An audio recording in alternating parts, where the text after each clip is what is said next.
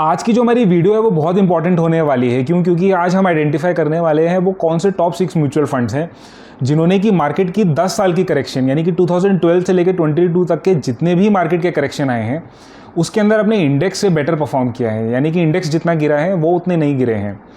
ये जो रिसर्च है ये ईटी वेल्थ की रिसर्च है और मैंने जब ये रिसर्च को पढ़ा तो मैंने सोचा अपने व्यूअर्स को और अपने सब्सक्राइबर्स को ये सबसे पहले बताने की ज़रूरत है, इसलिए आज मैं ये रिसर्च और वीडियो आपके साथ लेके आया हूँ। तो हेलो फ्रेंड्स, मेरा नाम है Prateek Jain from the channel Simply money.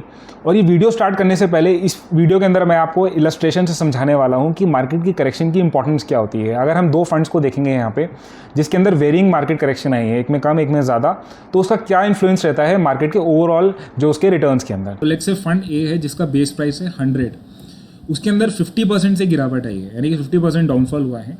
It will reach to 50 rupees. Now उसको वापस अपने बेस पे आने के लिए it have to grow by 100%, यानी कि उसको पूरा 100% से ग्रो करना पड़ेगा, तब जाके वो अपने बेस पे आ पाएगा। उसी के साथ में we have another fund which is called as fund B. We will start from the same base से स्टार्ट करेंगे 100 रुपीज़ से। इसके अंदर जो डाउनफॉल आया है दैट इज़ ओनली 20% का ही डाउनफॉल आया है, यानी कि वो अपने बेस 100 से 80 रुपीज़ पे चला गया है। यानी कि इसको अपने बेस पे अगर वापस आना है it has to just grow by 25% as compare to fund A जिसको 100% ग्रो करना पड़ रहा था, इसको सिर्फ 25% ही ग्रो करना पड़ेगा तभी अपने बेस पे पहुंच जाएगा। तो दैट मीन्स कि हमें ये भी देखना है कि कितनी करेक्शन हो रही है किसी फंड के अंदर। तो in this example our fund B is better. Why? Only because कि इसके अंदर गिरावट कम आई है और जब बुल फेज आएगा तब इसके अंदर अगर मार्केट ऊपर जाता है और ये फंड्स भी ऊपर जाते हैं तो उस फंड बी को सिर्फ बहुत कम मेहनत करनी पड़ेगी उस बेस पे वापस आने के लिए। सो यही हमारा फंडा है जिसको हम डिस्कस कर रहे हैं यहाँ पे एग्जाम्पल्स के साथ।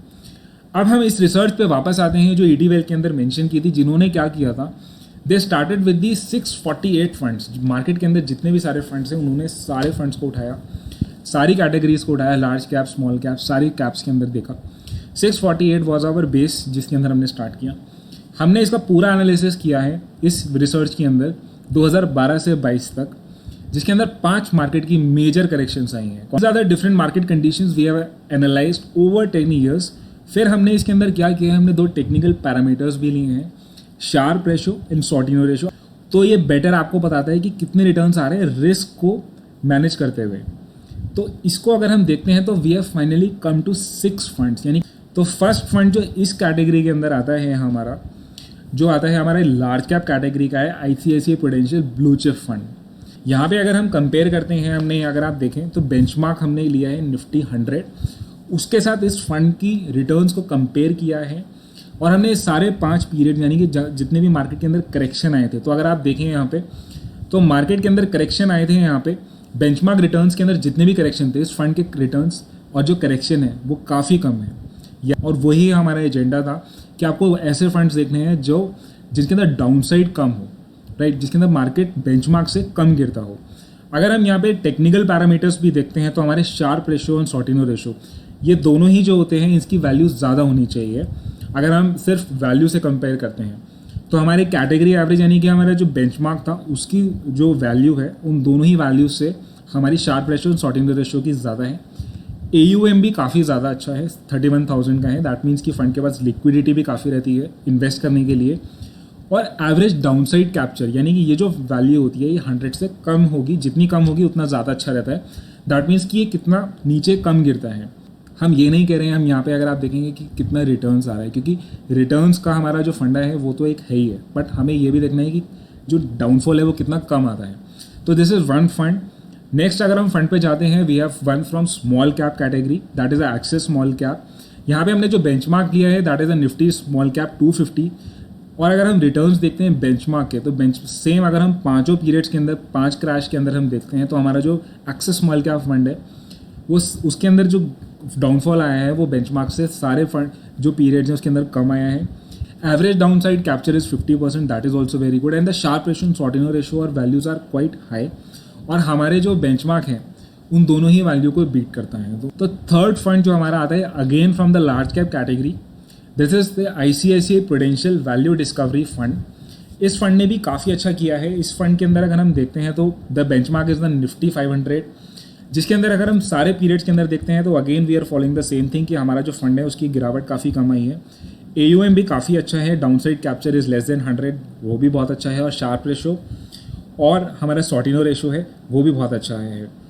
If we go to the next fund, we have a Kotak small cap fund.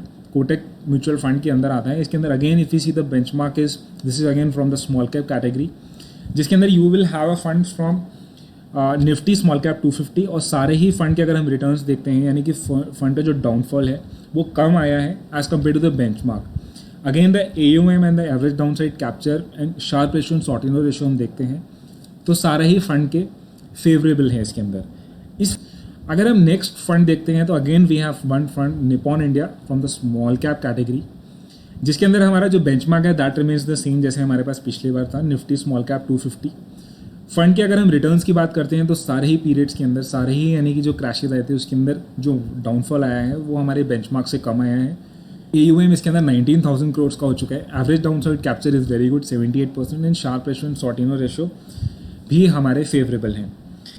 If we move to the next fund and the final fund from our category जो हमारी discussion is the SBI small cap fund, which is again if we compare it to the benchmark, we have taken the S&P BSE 250 small cap index।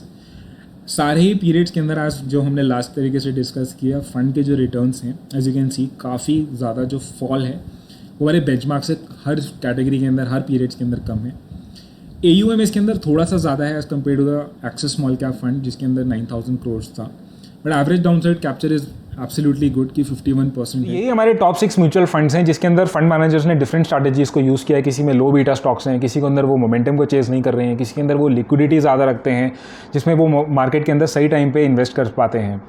आपको इस stocks के अंदर invest करना है, इन funds के अंदर इन्वेस्ट करना है नहीं करना है, वो आप अपने रिस्क प्रोफाइल के हिसाब से और अपने फाइनेंशियल एडवाइज़र की फाइनल एडवाइस के बाद कर सकते हैं। बाकी आपको ये वीडियो कैसी लगी, kindly mention that in the comment box, and if you like this video kindly press the like button and also do subscribe to this channel Simply Money. See you in the next video. Thanks a lot for watching this video. Thanks a lot.